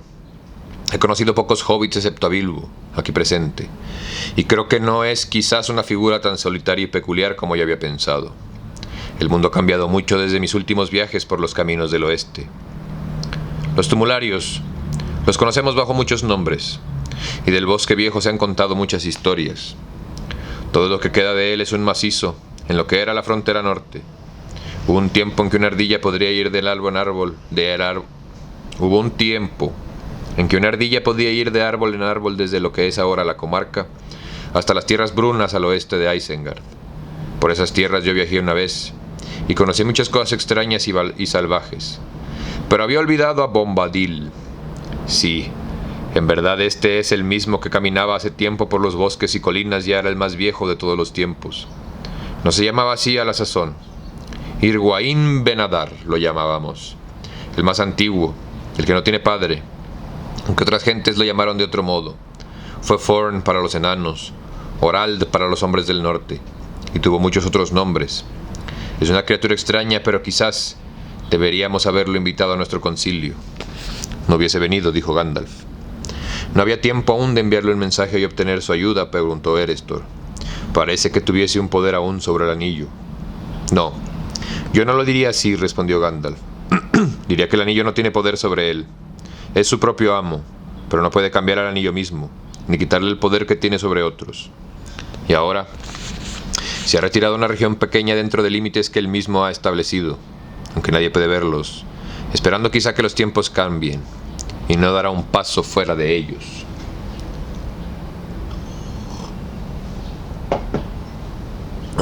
Sin embargo, dentro de esos límites nada parece amedrentarlo, dijo Erestor. ¿No tomaría el anillo guardándolo ahí, inofensivo para siempre? No, dijo Gandalf, no voluntariamente. Lo haría si la gente libre del mundo llegara a pedírselo, pero no entendería nuestras razones. Y si le diésemos el anillo, lo olvidaría pronto, o por más probablemente lo tiraría. No le interesan esas cosas. Sería el más inseguro de los guardianes. Y esto solo es respuesta suficiente. De cualquier modo, dijo Glorfindel, enviarle un anillo sería solo posponer el día de la sentencia. Vive muy lejos, no podríamos llevarlo sin que nadie sospechara, sin que nos viera algún espía. Y aunque fuese posible, tarde o temprano el Señor de los Anillos descubriría el escondite y volcaría ahí todo su poder. Bombadil solo ¿podría desenfriar todo ese poder? Creo que no. Creo que al fin, Si todo lo demás es conquistado, Bombadil caerá también. Él, último, así como fue el primero, y luego vendrá la noche. Poco sé de Irwine, excepto el nombre, dijo Galdor. Pero Glorfindel pensó, tiene razón. El poder de desafiar al enemigo no está en él, a no ser que esté en la tierra misma. Y sabemos sin embargo que Sauron puede torturar y destruir las colinas. El poder que todavía queda aquí, está aquí entre nosotros, en Imladris, o en Círdan de los Puertos, o en Lórien. Pero tienen ellos la fuerza. Tendremos nosotros la fuerza de resistir al enemigo, la llegada de Sauron en los últimos días, cuando todo lo demás ya haya sido dominado. Yo no tengo la fuerza, dije a Elrond, ni tampoco ellos. Entonces, si la fuerza no basta para mantener el anillo fuera del alcance del enemigo, dijo Glorfindel, solo nos queda intentar dos cosas: llevarlo al otro lado del mar o destruirlo. Pero Gandalf nos ha revelado que los medios de que nosotros disponemos no podrían destruirlo, dijo Elrond. Y aquellos que habitan más allá del mar no lo recibirán. Para bien o para mal, pertenece a la Tierra Media. El problema tenemos que resolverlo nosotros, los que aún vivimos aquí. Entonces, dijo Glorfindel, arrojemos a las profundidades, y que las mentiras de Saruman sean así, verdad. Pues es claro que aún el concilio ha venido siguiendo un camino tortuoso. Sabía que el anillo no se había perdido para siempre, pero deseaba que nosotros lo creyéramos, pues ya estaba codiciándolo. La verdad se oculta a veces en la mentira. Estaría seguro en el mar. No seguro para siempre, dijo Gandalf. Hay muchas cosas en las aguas profundas y los mares y las tierras pueden cambiar. Y nuestra tarea aquí no es pensar en una estación o en unas pocas generaciones de hombres, o en una época pasajera del mundo. Tenemos que buscar un fin definitivo a esta amenaza, aunque no esperemos encontrarlo. No lo encontraremos en los caminos que van al mar, dijo Galdor. Si se cree que llevárselo a Yarwain es demasiado peligroso, en la huida hacia el mar hay ahora un peligro mucho mayor. El corazón me dice que Sauron esperará que tomemos el camino del oeste. Cuando se entere de lo que ha ocurrido, se preparará pronto. Los 9 han quedado a pie, es cierto. Por esto no nos da más que un respiro, hasta que encuentren nuevas cabalgaturas y más rápidas. Solo la menguante fuerza de Gondor se alza ahora entre él y una marcha de conquista a lo largo de las costas hacia el norte. Y si viene y llega a apoderarse de las Torres Blancas y los puertos, es posible que los elfos ya no puedan escapar a las sombras que se alargan sobre la Tierra Media. Esa marcha será impedida por mucho tiempo, dijo Boromir. Gondor mengua, pero se mantiene en pie, y aún declinante, la fuerza de Gondor es todavía poderosa. Sin embargo, ya no es capaz de parar a los 9, dijo Galdor, y el enemigo puede encontrar otros caminos que Gondor no vigila. Entonces, dijo Erestor, hay solo 2 rumbos, como Glorfindel ya ha dicho: esconder el anillo para siempre o destruirlo, pero los 2 están más allá de nuestro alcance. ¿Quién nos resolverá este enigma? Nadie aquí puede hacerlo, dijo Elrond gravemente. Al menos, nadie puede decir qué pasará si tomamos este camino o el otro. Pero ahora quiero saber ya qué camino tendríamos que tomar. El occidental parece el más fácil, por lo tanto hay que evitarlo. Lo vigilarán. Los elfos han huido a menudo por este camino. Ahora, en circunstancias extremas, hemos de elegir un camino difícil, un camino imprevisto. Esa es nuestra esperanza. Si hay esperanza, ir hacia el peligro, ir a Mordor. Tenemos que echar el anillo al fuego. Hubo otro silencio. Frodo aún en aquella hermosa casa que miraba un valle soleado, de donde llegaba un arrullo de aguas claras, sintió que una oscuridad mortal le invadía el corazón. Boromir se agitó en el asiento y Frodo lo miró. Tamborileaba con los dedos sobre el cuerno y fruncía el ceño. Al fin habló. No entiendo todo esto, dijo. Saruman es un traidor, pero no tuvo ni una chispa de sabiduría. ¿Por qué habláis siempre de ocultar y destruir? ¿Por qué no pensar que el gran anillo ha llegado a nuestras manos para servirnos en esta hora de necesidad? Llevando el anillo, los señores de los libres podrán derrotar al enemigo, y eso es lo que él teme, a mi entender. Los hombres de Gondor son valientes y nunca se someterán, pero pueden ser derrotados. El valor necesita fuerza ante todo y tengo un arma. Que el anillo sea vuestra arma. Si tiene tanto poder como pensáis, tomadlo y marchad a la victoria. Ay, no, dijo Elrond. No podemos utilizar el anillo soberano. Esto lo sabemos ahora demasiado bien. Le pertenece a Sauron, pues él lo hizo solo, y es completamente maléfico. La fuerza del anillo, Boromir, es demasiado grande para que alguien lo maneje a voluntad, salvo aquellos que ya tienen un gran poder propio. Pero para ellos, encierra un peligro todavía más mortal. Basta desear el anillo para que el corazón se corrompa. Piensa en Saruman. Si cualquiera de los sabios derrocara con la ayuda del anillo al señor de Mordor, empleando las mismas artes que él, terminaría instalándose en el trono de Sauron, y un nuevo señor oscuro aparecería en la tierra. Y esta es otra razón por la que el anillo tiene que ser destruido. Entre tanto esté en el mundo, será un peligro aún para los sabios, pues nada es malo en un principio, ni siquiera Sauron lo era. Temo tocar el anillo por esconderlo, no tomar el anillo para utilizarlo. Ni yo tampoco, dijo Gandalf. Boromir los miró con aire de duda, pero asintió, inclinando la cabeza. Que sea así entonces, dijo. La gente de Gondor tendrá que confiar en las armas ya conocidas, y al menos, mientras los sabios guarden el anillo, seguiremos luchando. Quizá la espada que estuvo quebrada sea capaz aún de contener la marea, si la mano que la esgrime no solo ha heredado un arma, sino también el nervio de los reyes de los hombres. ¿Quién puede decirlo?, dijo Aragorn. La pondremos a prueba algún día. Que ese día no tarde, dijo Boromir, pues aunque no pido ayuda, la necesitamos. Nos animaría a saber que otros luchan también con todos los medios que disponen. Anímate entonces, dijo Elrond, pues hay otros poderes y reinos que no conoces, que están ocultos para ti. El caudal del Anduin, el Grande, baña muchas orillas antes de llegar a Argonath y las puertas de Gondor. Aún así, podría convenir a todos, dijo Glóin, el enano, que todas estas fuerzas se unieran, y que los poderes de cada uno se utilizaran de común acuerdo. Puede haber otros anillos menos traicioneros a los que podríamos recurrir. Los 7 están perdidos para nosotros, si Balin no encontrara el anillo de Thror, que era el último. Nada se ha sabido de él desde que Thror apareció en Moria. En verdad, puedo revelar ahora que uno de los motivos del viaje de Balin era la esperanza de encontrar ese anillo. Balin no encontrará ningún anillo en Moria, dijo Gandalf. Thror se los dio a su hijo Thrain, pero Thrain se los dio a Thorin. Se lo quitaron a Thrain. Thror se lo dio a su hijo Thrain, pero Thrain no se lo dio a Thorin. Se lo quitaron a Thrain torturándolo en los calabozos de Dol Guldur. Llegué demasiado tarde. Ay, ay, gritó Glóin. ¿Cuándo será el día de nuestra venganza? Pero todavía quedan los 3.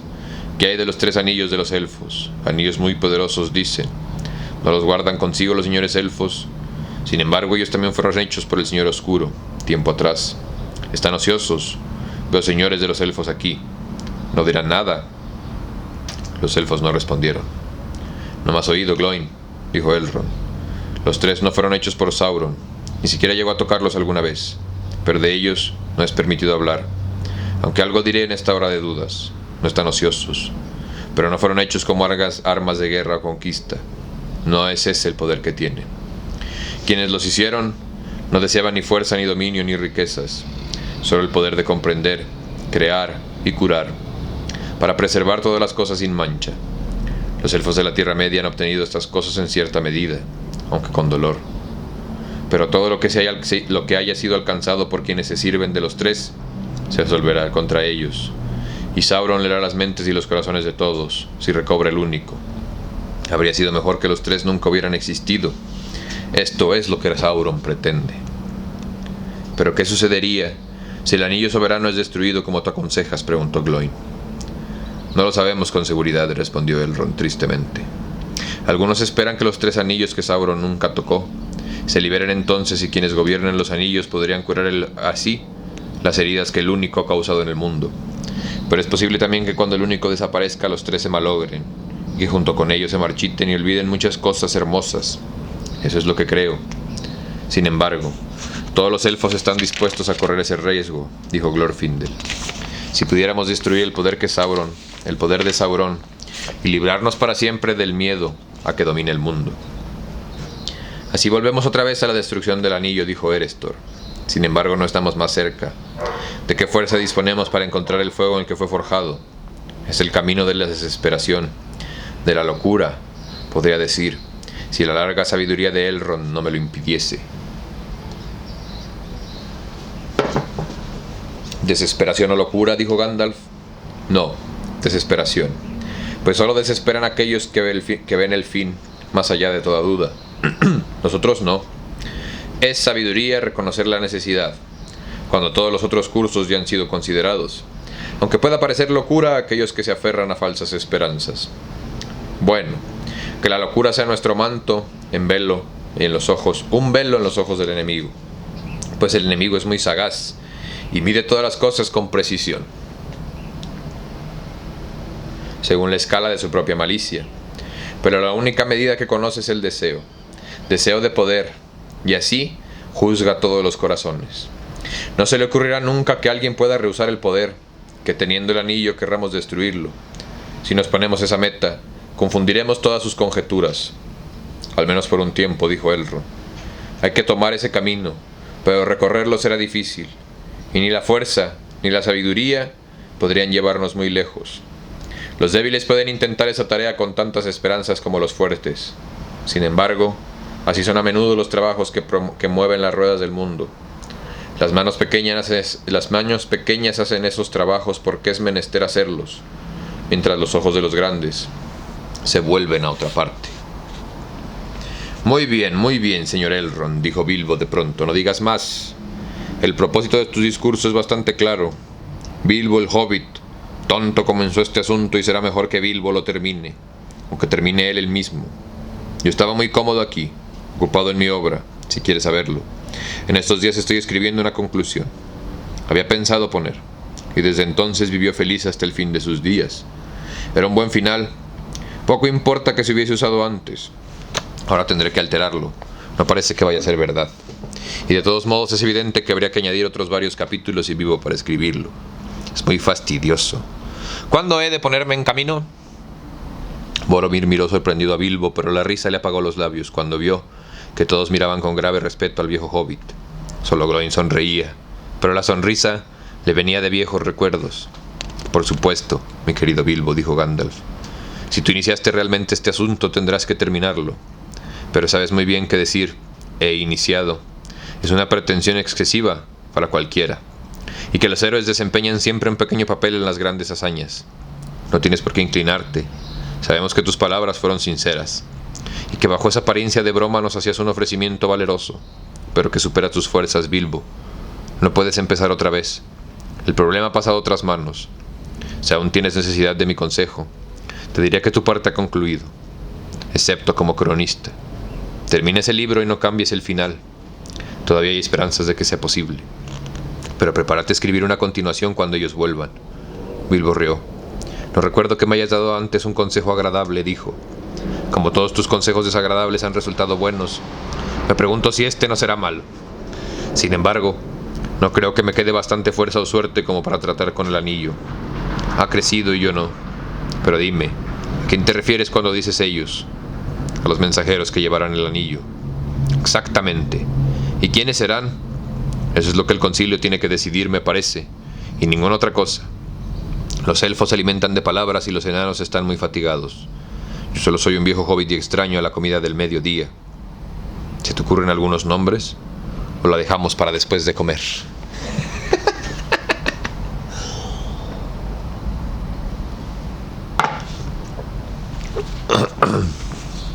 Nadie respondió. Solo la campana del mediodía. Nadie habló tampoco ahora. Frodo echó una ojeada a todas las caras, pero no lo miraban a él. Todo el concilio bajaba los ojos. Como sumido en profundos pensamientos, sintió que un gran temor lo invadía, como si estuviese esperando una sentencia que ya había previsto hacía tiempo, pero que no deseaba oír. Un irresistible deseo de descansar y de quedarse a vivir en Rivendell junto a Bilbo le conmovió el corazón. Al fin habló.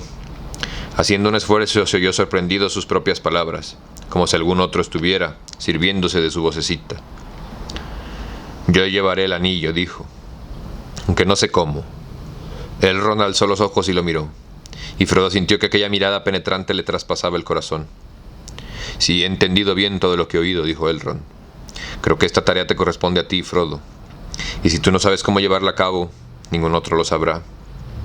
Esta es la hora de quienes viven en la comarca, de quienes dejan los campos tranquilos para estremecer las torres y los concilios de los grandes.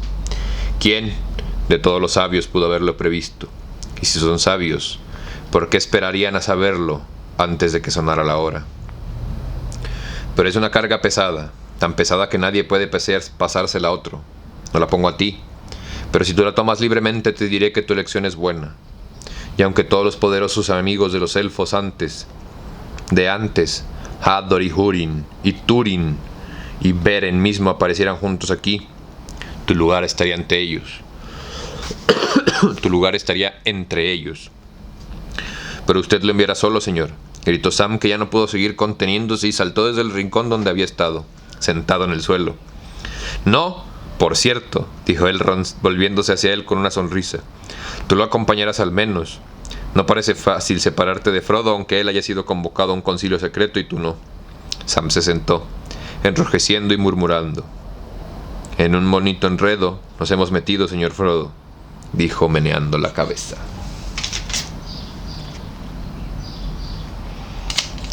Y aquí le vamos a dejar por hoy. La verdad fue un capítulo bastante largo. Lo tuve que grabar en 2 sesiones porque pues así es la vida de caprichosa. Muchísimas gracias por venir. La verdad, esto es lo que nos falta del libro. Esto es lo que llevamos, esto es lo que nos falta. Muchísimas gracias por su paciencia, porque sé que esta saga les gusta mucho y que además yo me tomé mi tiempo para subirlo, grabarlo y etcétera, etcétera, etcétera, ¿no? Les doy muchísimas gracias por venir a este proyecto de resistencia cultural. Espero que estén disfrutando tanto como yo esta bonita pieza de la literatura sudafricana. Y sin más por el momento, yo soy Barbita, gracias por venir. Todo va a ser... No, ¿cómo? Todo pasa para que pase lo que tenga que pasar.